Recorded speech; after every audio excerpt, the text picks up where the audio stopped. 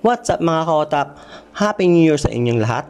For this video, magtuturo back ride lang muna tayo sa isa kong ride noong 2023 na hindi ko na-edit dahil piling ko kulang-kulang yung mga clips na nagawa ko sa buong ride. Ito nga pala yung nag-ride ako papuntang Neapolitan. First time ko makakapunta ng Neapolitan at ito din yung first time kong lalagpas ng Cubao papuntang Norte gamit ang bike. Pagdating ko ng Neapolitan ay kikitain ko naman ng isang tropa na si Paul na siyang gumagawa ng mga intro animation ko. At dahil gusto ko masulit ang ride na ito ay dumaan ako ng C5 galing Cavite papuntang MOA. At pagdating ng MOA ay dadaan naman tayo ng Star City hanggang makarating tayo ng Kilometer 0. At from Luneta ay babaybay naman natin ang kahabaan ng Maynila hanggang sa makarating tayo ng Quiapo.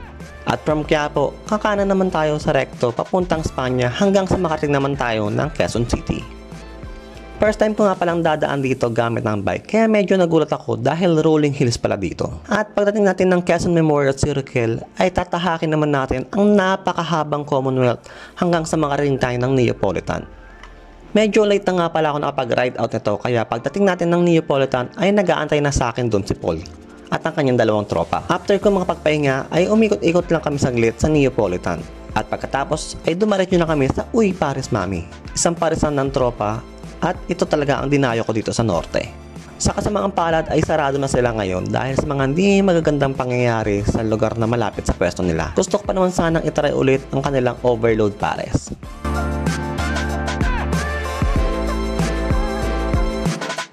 At after makapagpahinga at makapagkwentuhan sa mga tropa, ay umuwi na din ako kahit tanghaling tapat na. Sa EDSA na nga pala ako dumaan pa uwi dahil nagmamadali na ako at makikipagkita pa ako sa isa pang tropa na idolo sa pagbabike. At ito ay si Pinko Chan. Follow nyo nga pala ang kanyang FB page, sobrang lakas niyan sa pagbabike. At dahil sa nagkagabi na, ay nauna na akong umuwi. Shoutout ulit kay Pinko Chan. Sana makasama na ako sa mga susunod na yaya ride niya dahil lagi na lang kaming di natutuloy. So dito ko natatapusin ang throwback vlog na ito. Again, Happy New Year mga kaotap. Sana makabawi tayo ng ride ngayong taon dahil medyo onti yung naging ride natin for 2023. So hanggang sa muli, keep safe, peace!